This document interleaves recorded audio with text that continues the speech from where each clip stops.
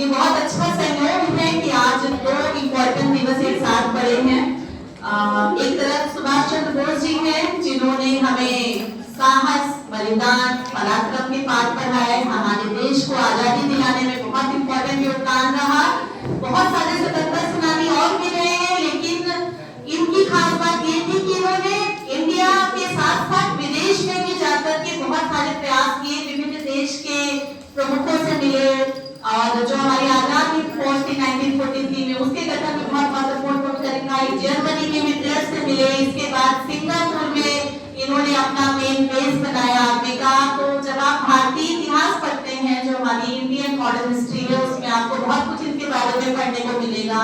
इनके जो राजनीतिक गुरु थे श्री शिवरतन दास जी, उनसे इन्होंने शिक्षा ग्रहण करते हुए अपनी चीजों को आगे बढ़ाया और इनके जयंती को हम पराक्रम दिवस के रूप में मनाते हैं। तो बहुत सारी विभूतियां हैं जिनके जीवन से हम बहुत कुछ सीख सकते हैं। इसी तरीके से आज वसंत पंचमी का भी शुभ अवसर है और कहते हैं कि जिसके ऊपर मां सरस्वती प्रसन्न हो जाते हैं उसके ऊपर लक्ष्मी जी की कृपा अपने आप ही हो जाती है।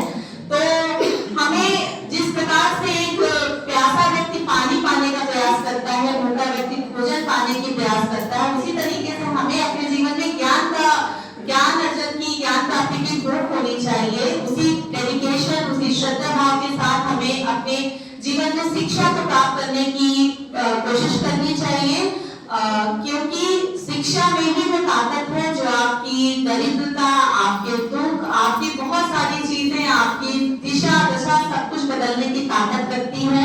बहुत सारे लोगों के मैंने उदाहरण देखे हैं, आप भी देखते होंगे, बहुत सारे लोगों की कहानियां पढ़ते होंगे कि सिर्फ शिक्षा के दम पे ही वो कहां से कहां पहुंच गए। और यही एक ऐसा बिंदु है जो जिसके लिए आपको किसी की डिपेंडेंसी नहीं चाहिए। पढ़ाई करनी है, ज्ञान अर्जन करना है, आप किसी पर निर्भर नहीं, आपको सिर्फ किताब चाहिए।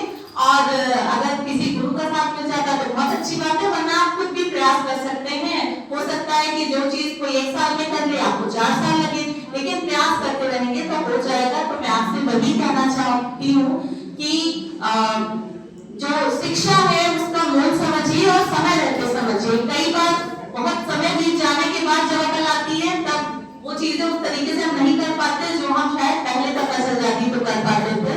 तो अभी आपकी लाइफ का एकदम गोल्डन पीरियड चल रहा है, बिल्कुल एनर्जी से लैस हैं आप, उस एनर्जी को सही जगह पे लगाइए।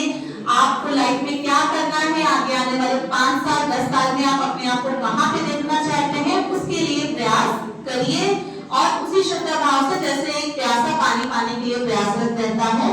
और निरंतर जब आप बिल्कुल सच्चे भाव से आप किसी चीज के लिए प्रयास करते हैं तो मेरा मानना है कि वो आपको एक दिन प्राप्त जरूर करती है। अभी आप अपने सपनों को पूरा करने के लिए जाग लीजिए, मेहनत कर लीजिए, वरना जिंदगी भर जरूरतों को पूरा करने के लिए भागना पड़ेगा। तो इससे अच्छा है कि अभी मेहनत कर ली जाए, क्योंकि जरूरतों वाली जिंदगी में मजा नहीं आता, सपनों वाली जिंदगी जीने में मजा आता है ना। किताब में जो लिखा है वही ज्ञान नहीं होता। अब हम 21st सेंचुरी में प्रवेश कर चुके हैं, 21st सेंचुरी स्किल्स का जमाना है। किताब में जो लिखा है ज्ञान वो तो है ही, लेकिन इसके अलावा आपको अपनी लाइफ का मैनेजमेंट कैसे करना है, 21st सेंचुरी की स्किल्स, लीडरशिप क्वालिटीज, अपने लाइफ की तमाम स्ट्रेस, अपनी लाइफ स्टाइल, अपनी हेल्थ का मैनेजमेंट आप कैसे करते हो, ये भी एक बहुत इंपॉर्टेंट ज्ञान का ही एक पार्ट है। तो इन सब चीजों के ऊपर भी आपको ध्यान देना चाहिए कि आपकी लाइफ स्टाइल कैसी है, आपका हेल्थ रूटीन कैसा है, आप एक्सरसाइज करते हैं कि नहीं, क्योंकि जो आपका ब्रेन है और जो आपका हार्ट है, जो आपका बॉडी हेल्थ है, वो सब इंटीग्रेटेड है। तो आप उन चीजों को भी ज्ञान का ही रूप मानते हुए उसमें भी एफिशिएंट होने की कोशिश करिए।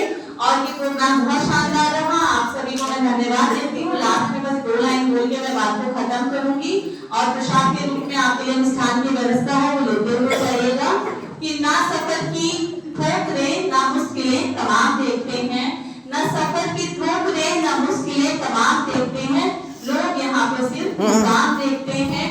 सफर में कितना रोए भूखों सोए इससे किसको मतलब है, सफर में कितना रोए भूखों सोए इससे किसको मतलब है, लोग यहाँ पर सिर्फ पहचान देखते हैं।